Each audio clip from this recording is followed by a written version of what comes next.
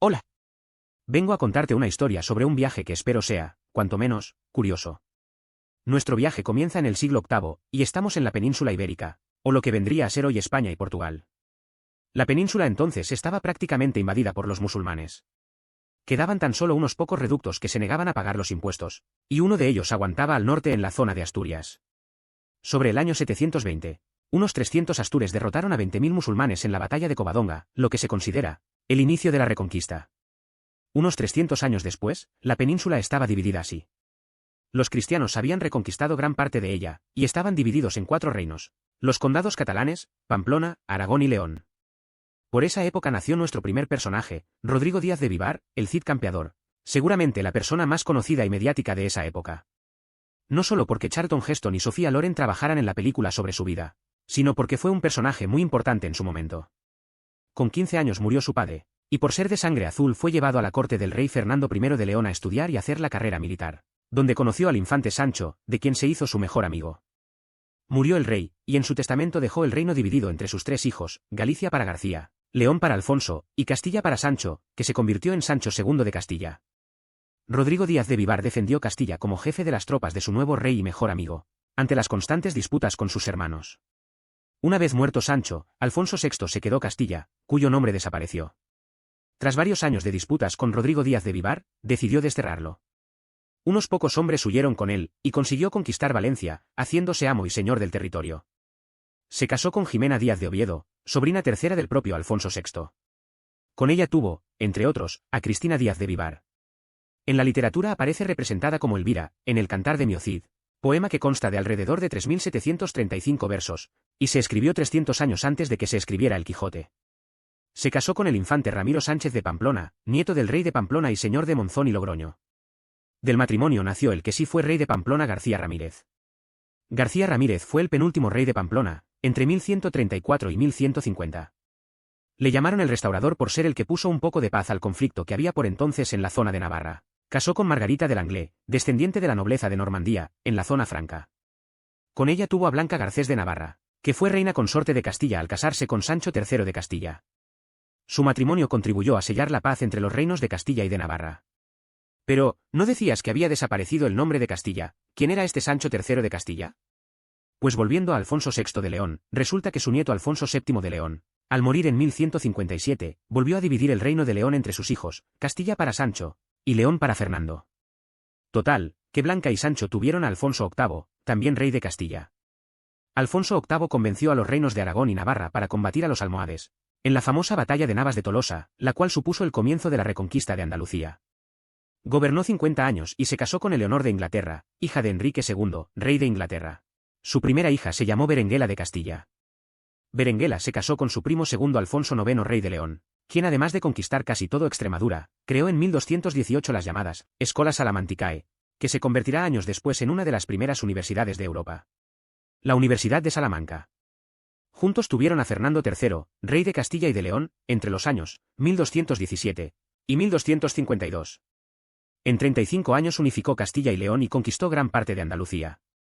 Fue canonizado en 1671 y se casó con Isabel de Suabia, hija del duque Felipe de Suabia, y nieta de 2 emperadores, Isaac II de Constantinopla, y Federico I, de Alemania, el famoso Barbarroja. De Beatriz y Fernando salió Alfonso X el Sabio, rey de Castilla entre 1252 y 1284. Alfonso introdujo el castellano en obras cultas y literarias producidas en la corte, lo cual supuso que el castellano se popularizara más frente al latín. Quizás sea una de las razones por las que preside la entrada de la Biblioteca Nacional en Madrid. También quizás, por ser quien abrió la Universidad de Salamanca, una de las más antiguas de Europa que aún siguen impartiendo conocimiento. En cuanto a conquistas, recontraconquistó Murcia y poco más. Mantuvo las fronteras con Granada, que no se conquistó hasta la llegada de los reyes católicos 200 años después.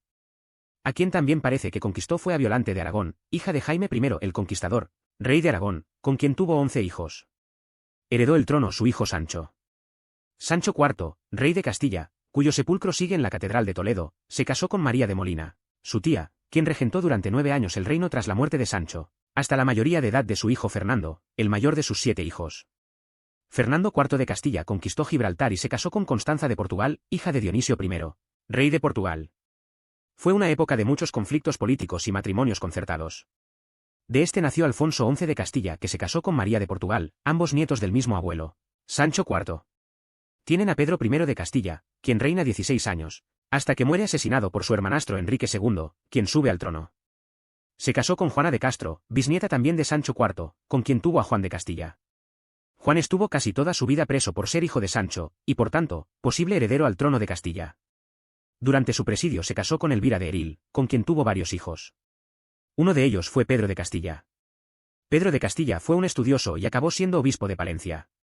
Durante su etapa en la Universidad de Salamanca mantuvo una relación con la noble castellana María Fernández Bernal, con quien tuvo 4 hijos, uno de los cuales fue Pedro de Castilla. Este se casó con Catalina Laso de Mendoza, nieta del marqués de Santillana. Construyeron el Palacio de los Laso de Castilla, emplazado en lo que ahora es la Plaza de la Paja en Madrid. Allí vivieron y recibieron a muy ilustres huéspedes, entre los cuales se encontraban los reyes católicos, que se alojaban allí, invitados por don Pedro, siempre que iban a Madrid. Pedro y Catalina tuvieron a Juana de Castilla y Laso de Mendoza, que se casó con Garci López Zapata de Cárdenas. Fue regidor de Madrid y constructor, gracias a una licencia dada por los reyes católicos, del Palacio de Eugenia de Montijo. Su madre, Mencía de la Torre, fue dama de la infanta Juana de Castilla, hija de los reyes católicos, más conocida como Juana la Loca. Garci y Juana tienen a Mencía Luisa de Cárdenas y Zapata. Se casó con Yuflo Ramírez de Madrid y Galindo, que era hijo de Beatriz Galindo. La Latina, que así la llamaban, fue dama y maestra de gramática y de latín, de ahí el apodo, de la reina Isabel la Católica, y da nombre a 2 barrios y una parada de metro en Madrid. Mencía y Yuflo tuvieron a Hernando de Cárdenas Zapata Ramírez, de oficio, conquistador. De Madrid salió hacia la isla de La Española, lo que es ahora Haití, en el año 1538. En 1539 pasó a Santo Domingo, y en 1541 llegó a Nueva España, más al norte, donde hoy está México. Allí se puso a las órdenes del virrey Antonio de Mendoza, trabajando en compañía de Pedro de Alvarado, gobernador de Guatemala. De ahí pasó al Perú, concretamente a Arequipa, donde sirvió como capitán de infantería. Se casó en Perú con Catalina de Arana y Caravantes, descendiente también de conquistadores, con quien tuvo a Baltazar de Cárdenas Zapata. Baltazar fue alcalde de Arequipa y se casó con Andrea de la Torre, nieta del fundador de Villahermosa de Arequipa, Juan de la Torre. Allí nació uno de sus hijos, Fernando de Cárdenas Zapata y la Torre. También fue alcalde de Arequipa y se casó con Juana Segarra de las Roelas, hija de un noble sevillano que viajó a Perú antes de nacer Juana. De ese enlace nació Isabel Cárdenas Segarra, casada con el capitán Francisco Pacheco de Chávez Paz y Orihuela, que también fue alcalde de Arequipa en 1653. El 13 de junio de 1656 nace en Arequipa José Bernardo Pacheco de Cárdenas, hijo de Francisco e Isabel, que acabaría siendo sargento mayor del ejército español. Se casó con Catalina de Torreblanca Paz y Orihuela, nieta de Rodrigo Paz de Orihuela, depositario general y tesorero de las Reales Cajas de Arequipa, y descendiente también de Alfonso X el Sabio. De este enlace nació Francisco Pacheco de Cárdenas Torreblanca. Este viajó a La Paz, Bolivia, y allí se casó con Manuela Salgado de Argandoña, quien tenía abuelos ya nacidos allí. Allí tuvieron al capitán Andrés Martín Pacheco y Salgado, quien se hizo dueño de la hacienda de los Yungas. Se casó con Gertrudis de Eva y Landaeta y de ahí nació Casimiro Pacheco de Eva, que se casó a su vez con Isabel Bacarreza de la Dehesa, con quien tuvo a Josefa Pacheco Bacarreza.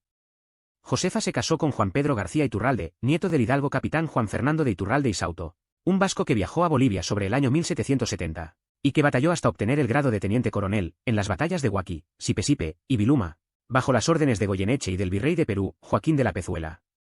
Josefa y Juan Pedro tuvieron a Enrique García Pacheco, quien se licenció como abogado, y llegó a ser presidente de la Cámara Nacional de Comercio, y secretario de Presidencia de la Paz. Se casó con María Julia Iturralde, ambos bisnietos del vasco hidalgo, y por tanto primos segundos.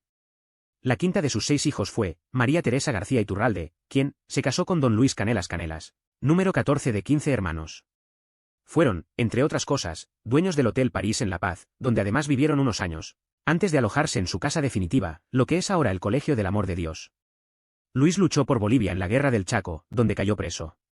También fue encarcelado numerosas veces en las diversas revueltas del país.